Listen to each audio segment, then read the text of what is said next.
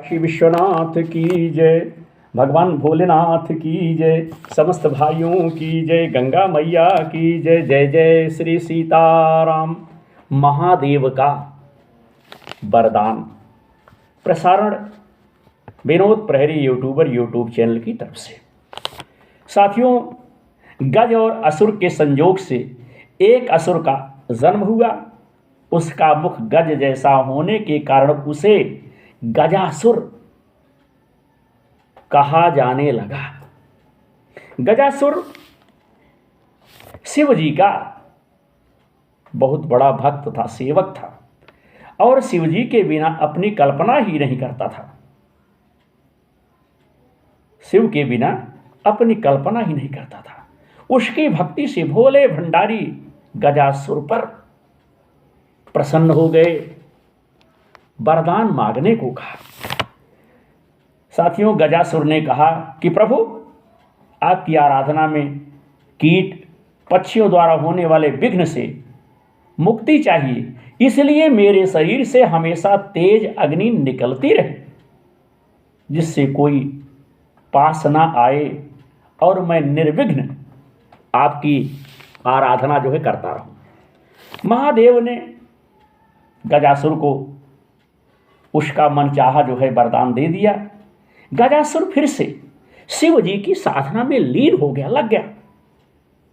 हजारों साल के घोर तप से शिव जी फिर से प्रकट हुए और कहा कि तुम्हारे तप से प्रसन्न होकर मैंने मन चाहा वरदान आपको दे दिया। जो आपकी मनोकामना थी मैंने उसे दे दिया। मैं फिर से प्रसन्न हूं। बोलो अब क्या मांगते हो, आप क्या चाहते हो? गजासुर कुछ इच्छा लेकर तो तप कर नहीं रहा था।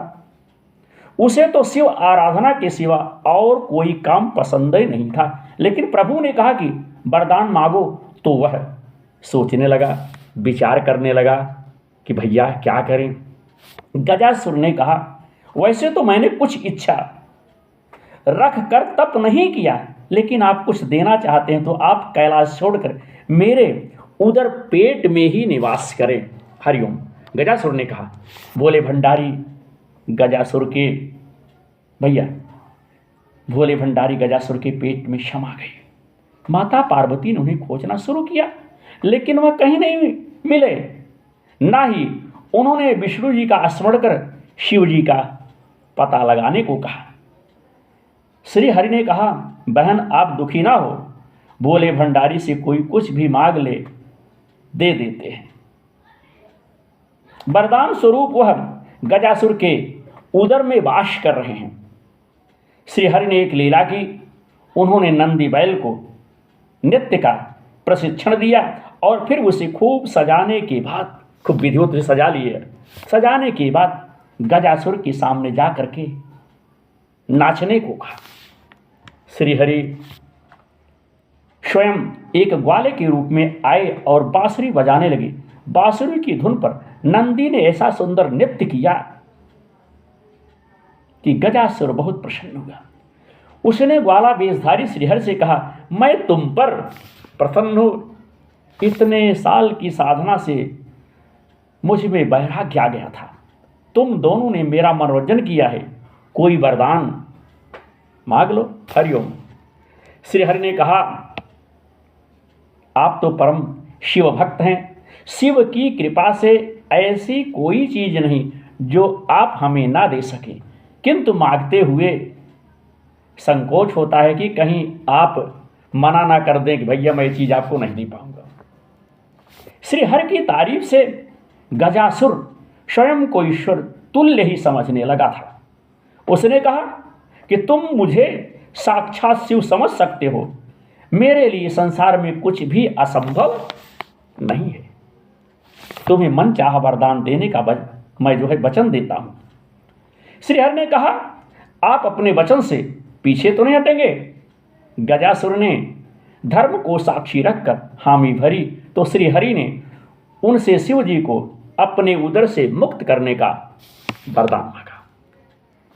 साथियों, गजासुर वचनबद्ध था। वह समझ गया कि उसके पेट में बस शिव जी का रहस्य जानने वाला यह कोई साधारण ग्वाला नहीं, जरूर स्वयं भगवान विष्णु आए हुए हैं। उसने शिव जी को मुक्त कर दिया, छोड़ दिया और शिव जी से एक आखिरी वरदान मांगा। उसने कहा कि प्रभु, आपका उदर में लेने के पीछे किसी का अहित करने की मंशा नहीं थी, मेरी मंशा नहीं थी।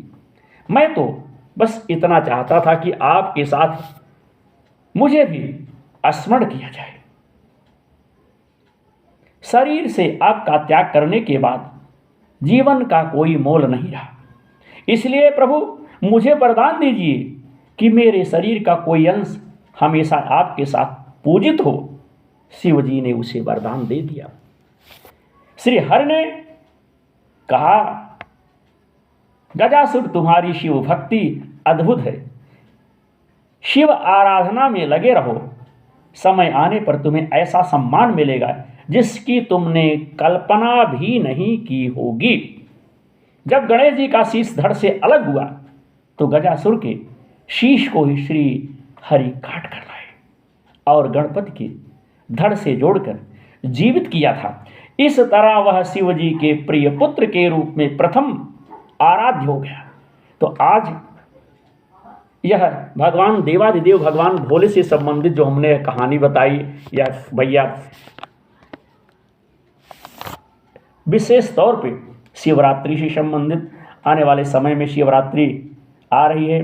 आप लोग विशेष रूप से भगवान देवादिदेव भगवान भोलेनाथ की विधिवत पूजा अर्चना करें, आप सबकी मनोकामना पूर्ण होगी। हमारे विचार को, हमारे प्रयास को, हमारे कार्यक्रम को आप लोग फॉलो करें, देखें। हमारा मानवता से संबंधित, धर्म से संबंधित, जीव जंतुओं से संबंधित, सहायता एवं सहयोग से संबंधित यह यूट्यूब चैनल है। इसमें आप लोग भी जुड़िए, एक दूसरे की सहायता एवं सहयोग करने का संकल्प लें, क्योंकि सहायता सहयोग मनुष्य का प्रथम कर्तव्य है।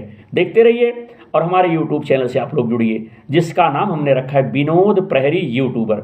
हमारे समस्त भाई, हमारे समस्त देशवासी इस यूट्यूब चैनल से जुड़े। जय शिव शंकर भोलेनाथ। एक बार फिर महाशिवरात्रि की ढेर सारी शुभकामना आप सबको।